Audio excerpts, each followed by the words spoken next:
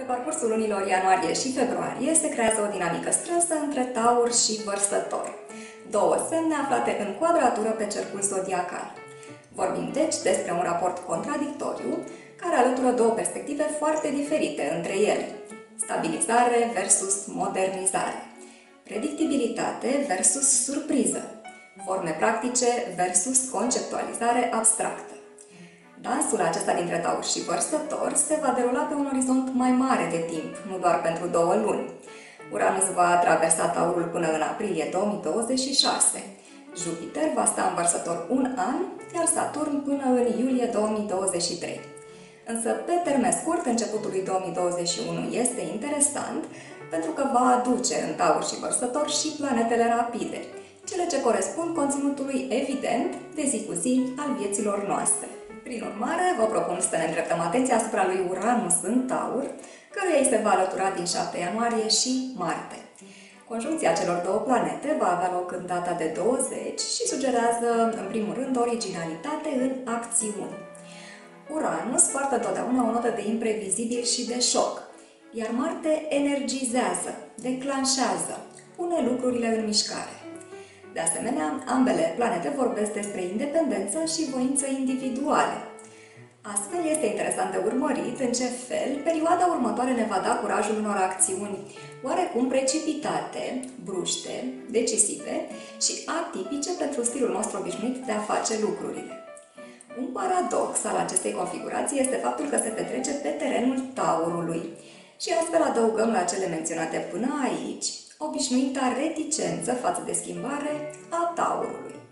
Altfel spus, nu ne aruncăm ușor cu capul înainte, dar nu ni se permite nici să stăm pe loc.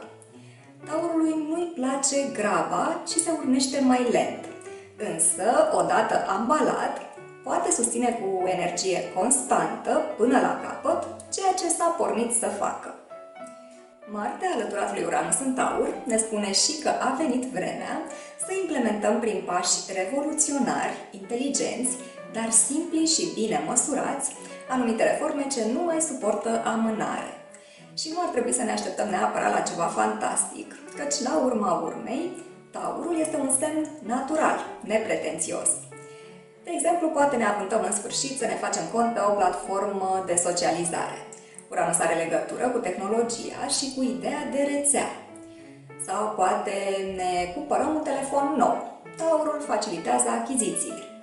Poate descoperim o soluție prin care prelungim viața unui telefon mai vechi, dar în același timp îi aducem și unele modernizări.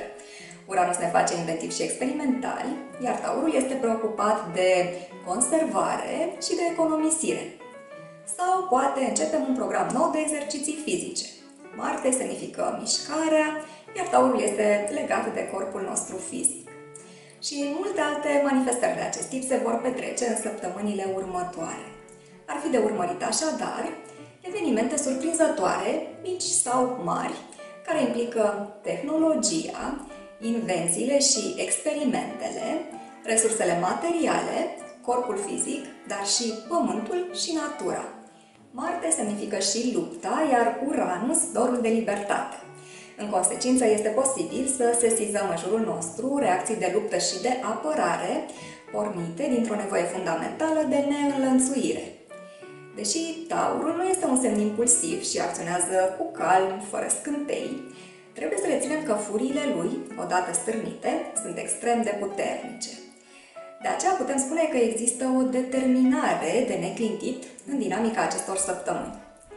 Este de asemenea de așteptat să vedem două extreme ale acestei configurații, mai ales că Uranus are în general manifestări radicale, iar Marte semnifică impulsul de confruntare. O extremă ar fi, așa cum am mai spus, reticența îndărătnică la schimbare, poziția celor ce consideră deviante unele inovații și comportamente neobișnuite. Cealaltă extremă ar fi impunerea forțată a schimbărilor, cu senzația că viețile noastre s-au transformat peste noapte. Ideal ar fi să ne aliniem acestui flux cu inițiativă și interes, să facem lucruri noi și în alt stil decât până acum. Este bine să ne permitem senzația de experimentare, dar în același timp să păstrăm un simț al pertinenței, eficienței, utilității reale și naturaleții. Într-un articol recent de pe site am menționat ideea de reprogramare, un factor important al acestor luni. Am să las link în descrierea clipului către acel articol pentru cei ce doresc informații suplimentare. Așadar, suntem atrași spre acțiuni prin care ne reprogramăm viețile și implementăm structuri ce ne vor însoți pe termen lung. În acest demers sunt posibile și poticniri, confruntări cu unele limite ale realității sau ale noastre înșine.